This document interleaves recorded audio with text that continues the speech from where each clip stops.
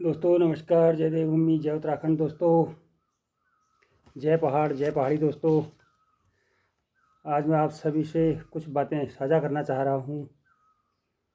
दोस्तों चंद लाइनें मुझे अपने महान कवि गिरीश तिवारी गिरदा की आज याद आ रही हैं, जिन्होंने कहा था, एक तरफ बर्बाद बस्तियाँ एक तरफ हो तुम, एक तरफ डूबती कश्तियाँ एक तरफ हो तुम, एक तरफ सूखी नदियाँ एक तरफ हो तुम, एक तरफ है नदियाँ प्यासी एक तरफ हो तुम। अजी वाह क्या बात तुम्हारी, तुम तो पानी के व्यापारी। खेल तुम्हारा तुम ही खिलाड़ी, खेल तुम्हारा तुम ही खिलाड़ी, बिछी हुई है ये बिसात तुम्हारी।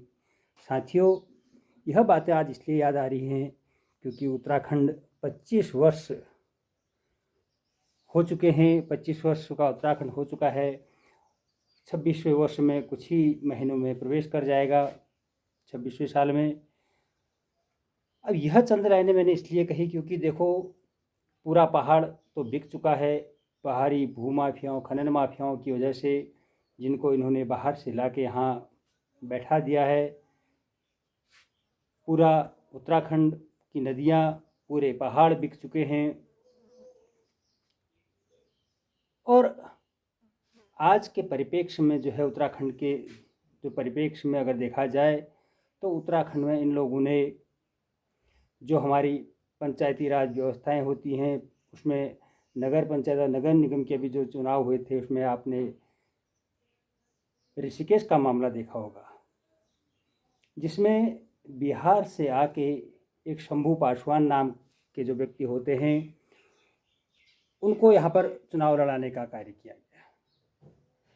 अब जो मैंने अभी गिरदा की लाइनें कही, वह इसलिए कही क्योंकि जैसा हमको विदित है, जैसा हमको उत्तराखंड के जो आरक्षित वर्ग की श्रेणी में है, उसमें कहीं भी पासवान जाति नहीं आती है।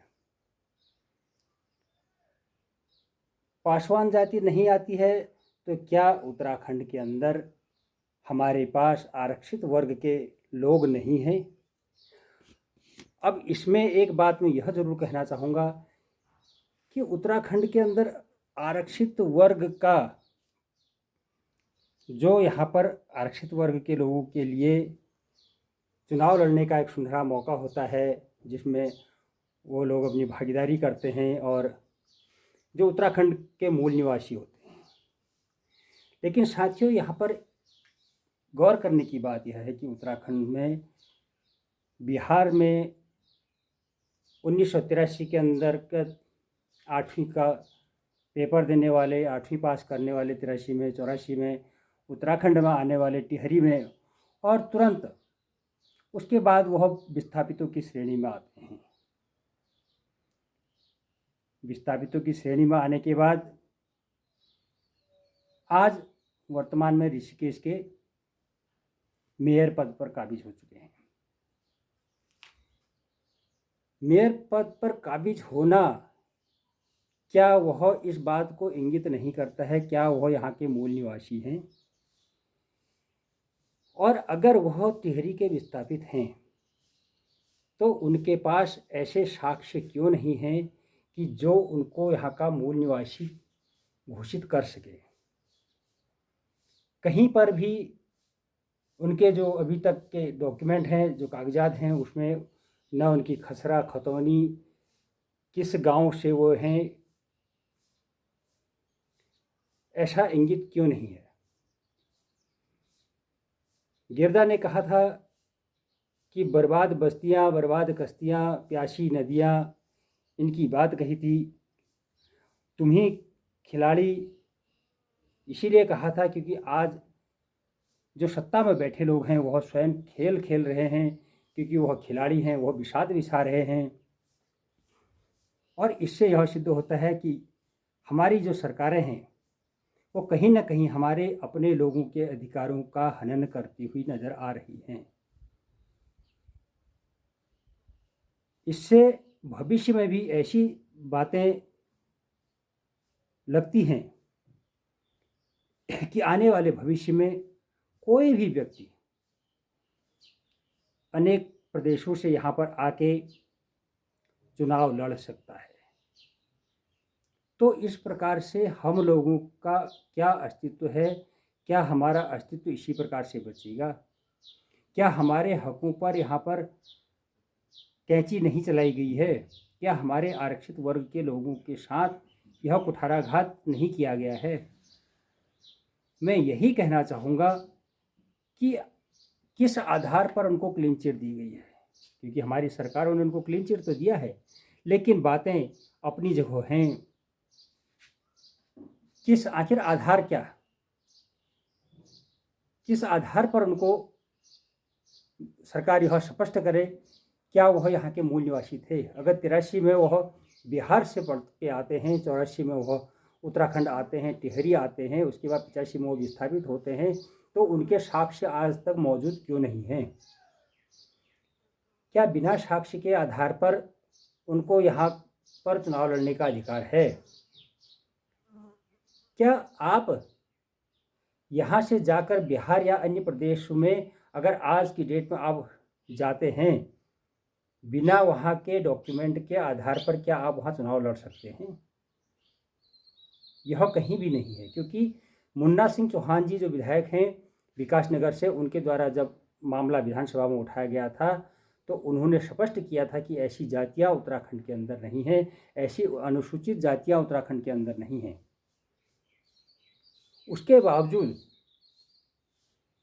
सरकारों ने अपनी मनमानी करते हुए एक विधायक की बातों का कहीं पर भी संज्ञान नहीं लेते हुए, कहीं पर भी इस प्रकार का उसका सर्वे नहीं कराया गया कि क्यों, आखिर क्यों? यह हमारे प्रदेश सरकार पर सबसे बड़ी उंगली उठाती हुई नजर आती है। आखिर सरकारों की मंशा क्या है कि पहाड़ के जो आरक्षित वर्ग हैं, अभी तो केवल आरक्षित वर्ग में ही यह नज़र आ रहा है, भविष्य में इसी प्रकार की अगर राजनीति रही तो उत्तराखंड के अंदर जो पहाड़ के मूल निवासी हैं उनके हकों को इसी तरह से काटा जाएगा। चाहे वो अभी आपने देखा होगा, चाहे वो किसी भी संस्थाओं के अंदर, या आपने देखा होगा सचिवालयों के अंदर किस प्रकार से बाहरी व्यक्तियों का यहाँ पर उनको यहाँ पर नौकरियाँ प्रदान की गई हैं। अभी आपने कुछ समय पूर्व माननीय प्रेमचंद जी के द्वारा जो एक उत्तराखंड से बाहर के यूपी मूल के व्यक्ति को उत्तराखंड में नौकरी प्रदान की गई थी, और उसके बाद कहीं न कहीं उस व्यक्ति ने 1 माह के भीतर ही अपना इस्तीफा सरकार को सौंप दिया था। आखिर क्यों? अगर इस तरह की ही सत्ताएं चलनी है, इस तरह से ही सरकारों ने चलना है, तो जनता की गाड़ी कमाई चुनाव के नाम पर क्यों बर्बाद की जाती है? मैं उन सत्तासीन लोगों से यह पूछना चाहूँगा कि अगर राज्य बनने के बाद उत्तराखंड के लोगों को इसका लाभ नहीं मिलना है, तो बाहर के व्यक्तियों को ही यह लाभ मिलना है, तो उत्तराखंड किस प्रकार से पहाड़ी राज्य की अवधारणा को पूरा करता है?